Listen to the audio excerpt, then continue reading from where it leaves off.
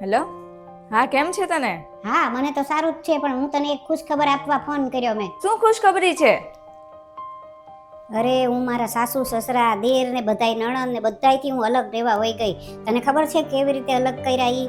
મેં મારા પતિના ખૂબ કાન ભર્યા એટલે ઈ લોકોની હારે થયો ઝઘડો ને મમ્મી અલગ રહેવા વયા ગયા. એટલી મજા આવે એની બદલે મેં એના ઓલામાં મેં એક પાર્ટી રાખી છે, તો તારે આવવાનું છે. એમ? હા, પણ તું ક્યારે જુદી થાસ ઈ તો કે.